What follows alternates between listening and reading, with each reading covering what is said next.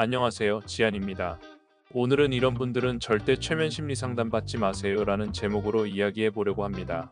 절대라는 말은 사실 좀 과장이 된 단어인데 그만큼 아래의 설명에 해당되지 않는 분이라면 최면 상담을 받는 것이 시간 상담료 낭비가 될 수 있기 때문에 과장을 섞어 제목을 지은 점 너른 양해 부탁드립니다. 상담을 고려하시는 분들이 상담료를 아끼고 상담을 받으신다면 상담 효과를 높일 수 있도록 어떤 경우 상담 효과가 좋은지 하나씩 풀어보겠습니다. 끝까지 시청하시면 상담을 통해 진정한 평안을 얻는 데 필요한 중요한 통찰을 얻으실 수 있을 겁니다.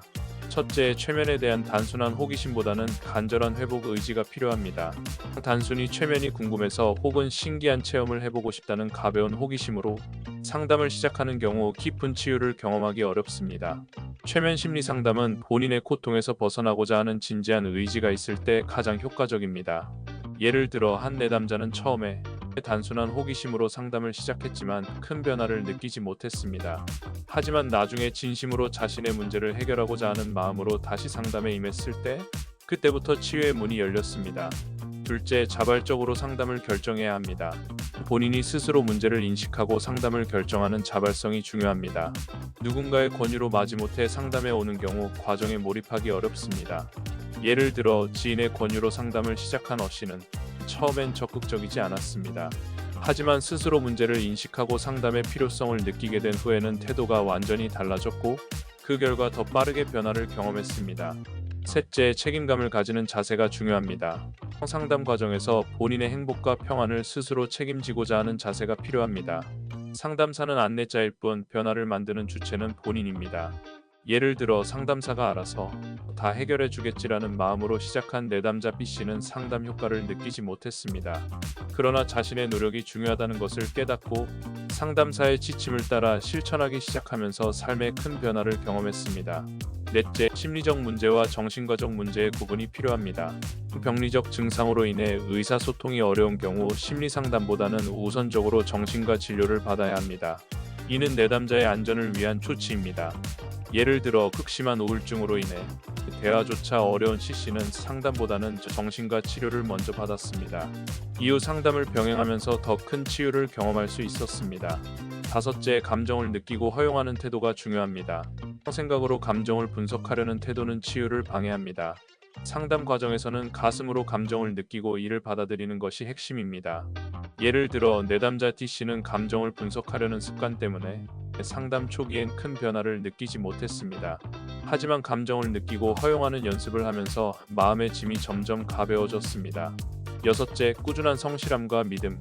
상담은 단기간의 변화를 기대하기보다는 꾸준히 성실하게 참여할 때 효과가 나타납니다.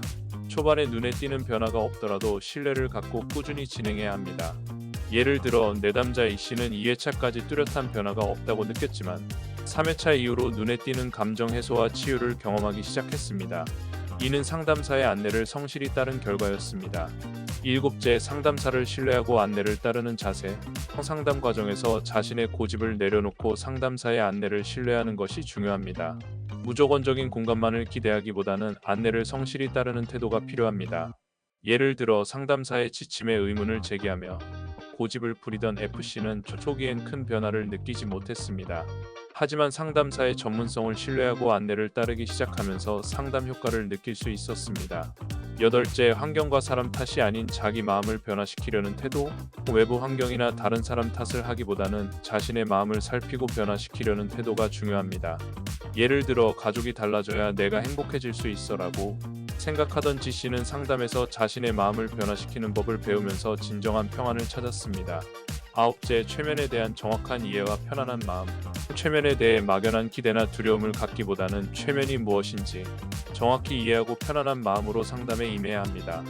예를 들어 최면에 대해 두려움을 느끼던 H씨는 상담 전 최면에 대한 정확한 설명을 듣고 편안한 마음으로 참여하면서 상담 효과를 극대화할 수 있었습니다. 위 내용을 바탕으로 정리하자면 상담 효과에 영향을 미치는 주요 특징은 다음과 같습니다. 첫째, 트라우마의 경중과 반복 경험 여부. 둘째, 내면의 부정성에 대한 집착. 셋째, 내담자의 문제의식. 넷째, 문제 원인에 대한 자각. 다섯째, 해결 방법을 아는지 여부. 여섯째, 해결 방법을 실천하려는 의지. 예를 들어 만약 어떤 한 내담자가 센터를 방문한다고 가정할 때 내담자가 겪은 트라우마가 비교적 가볍고 이례적이며 이 내담자가 자신의 문제와 그 문제의 원인을 알고 상담사의 안내에 따라 해결에 적극적으로 임한다면 이 내담자는 치유가 비교적 빠릅니다. 하지만 만약 트라우마가 무겁고 반복적이며 내담자가 자신이 현재 가지고 있는 마음가짐에 문제가 별로 없고 주변 환경과 사람들이 문제라고 생각하면서 동시에 마음이 괴로운 이유도 잘 모르며 자신의 현재 사고방식 등을 고집하며 상담사의 안내에 적극적으로 협조하지 않는 내담자라면 치유 속도가 비교적 느립니다. 상담을 통해 진정한 평안을 원하신다면 오늘 말씀드린 내용을 참고하시어 마음가짐을 점검해 보시길 권해드립니다.